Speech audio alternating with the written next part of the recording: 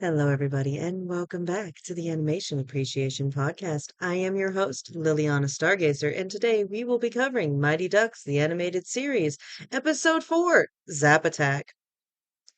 That is the most American thing I've ever heard. We will search for Dr. Hoogerman.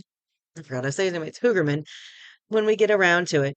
Means Americans can't understand what his research is, so they don't care. Well, officials anyway. Why is Siege aiming upward when firing at humans who are on the ground? Obvious trap is obvious. Very big, very dangerous, expensive rocket? Yeah, go ahead and shoot at the bad guys right in front of it. No worries. It may or may not be explosive, but hey, why worry about that?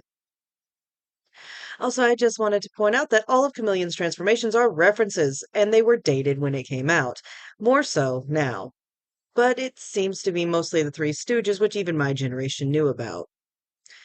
As I will probably mention multiple times, this is why I'm against pop culture references like this, because sometimes it just gets lost in translation.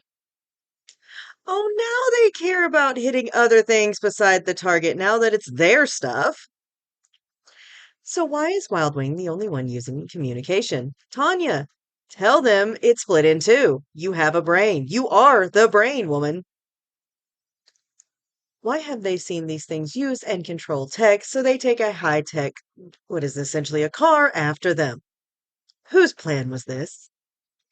When the electronic monsters take out the city lights, I used to think that was so fake. Yeah, no, I've almost been hit by someone who doesn't understand how a four-way stop works. So no, I absolutely believe that someone would cause an entire traffic jam, accidents, and more simply by stopping lights. When evacuating citizens, always remember, leave the danger zone before you start gloating. See Nosedive and Duke for reference here, as they are now trapped on a runaway train. Yes, story has to story, but they could have had it slammed shut as the last humans left. Duke's logic in cutting the train engine free is sound, and honestly, I'd have asked why if the thing didn't put the train in reverse. So, you know what? Fair that it did. I actually kind of like this moment. Mallory says this is a tactical disaster as if the fire didn't kill the thing. That's useful information. Yes, I know this episode turned more into a commentary, but I figured since the dry facts seem boring, I'd make it more fun to listen to by commenting more. Hope y'all don't mind. Dear God, foul play? So many bad puns, and you chose the lowest one. Also, every 90s show has an electric or energy monster episode, and it's always water guns or hoses. I'm convinced it's so kids have a game to play outside in the summer. I'm gonna get you, you electric monster, sprays friend with water hose. I also love the comic book store guy, Thrash. He will believe they are ducks from outer space and are here peacefully. But saving the world with a bunch of water guns, ooh, that's too much. Every once in a while, when they have these energy monster problems, they have them run out of water. It's not common, and I actually believe, as far as I can remember, this is the only one that had a run out of water. I think maybe Darkwing Duck had a similar problem, but in all fairness, I'm pretty sure that was because another villain was stopping the water. I never noticed how the Zen grin never seems to be a pacifist or all that zen, unless it's for comedic effect. And just for the record, Sweeps Week is when TV and radio anticipate a larger audience than normal. So Nosedive is saying this is such a big episode because ratings.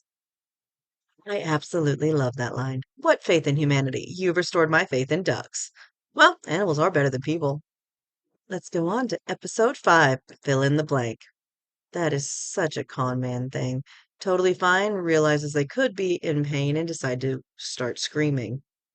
You know, for a kid show, this at least has some logic to it. It's not just because. They have reasons. Mostly.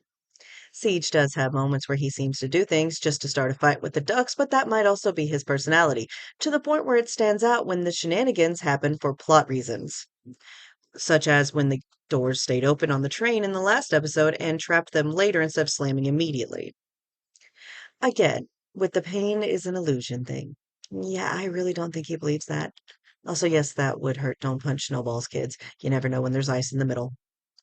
See, there's logic again. Nosedive wasn't in danger of flying over everything, so they had to have him do one of his dumb moments, so he attacks the Saurians and crashes his hangar. I'm sure I've said it before, but I love that the launch sequence starts upside down because the plane is, in fact, upside down under the ring. You can really see when the budget increases by how much CGI they use in the launch sequence. They reuse footage of these moments whenever it launches to save money, but you can still see that the episode launch is longer and with more CG than early episodes and their launch sequences. The simple fact that Tanya heard what Nosedive said and only dismissed it until she heard the rocket name and then instantly said, okay, yeah, that makes sense. He needs its thrusters. It must be the thrusters he wants. And Nosedive being yelled at for jumping out of a plane while defending himself with the statement, it's not stupid if it works. That's carefree right there. But also, if you didn't jump, you'd have died anyway. So, why not flip that coin and roll the dice, whatever you want to say. On to episode 6, Power Play. I just heard Jim Cummings yelling, the power grid is failing. Dear God, Tai Quack Do. Really? That's the name y'all went with? Okay. Duck puns on Taekwondo. In case no one noticed, the guru's flag is supposed to look like kanji, but it was also designed to be his silhouette repeatedly. Dragonis' plan is to put DNA into electricity. Jim Cummings is Stanley. He does tend to play multiple people in the same episode. It's part of why he's such a good voice actor. Wait, why did Wild Wing slip here? He was born and raised on ice skates. They should be way better on skates than on land.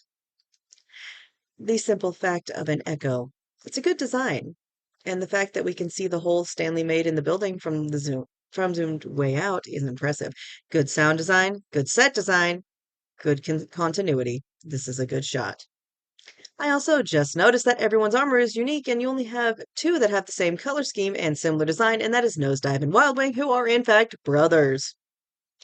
They faced an energy monster before. Why did they think more energy and electricity would fix this one? Go get a big water gun, a hose, anything that holds lots of water. Why did it take them so long to remember something that happened 2 episodes back? Also, don't use energy monsters to take over a planet that is 90% water. I am just saying, we have a lot of water and we can spend it how we please. That's all I have for today. Thank you for listening. And as always, remember, if it's animated, especially with Disney, someone did it on purpose. Have a great night. Hello, everybody. I just wanted to add a little detail in here. This is my first episode of season 2. Woo! I have been doing this for a full year. I'm very happy and just wanted to share the news. Welcome to season 2. Thank you once again for listening. And as always, have a wonderful night.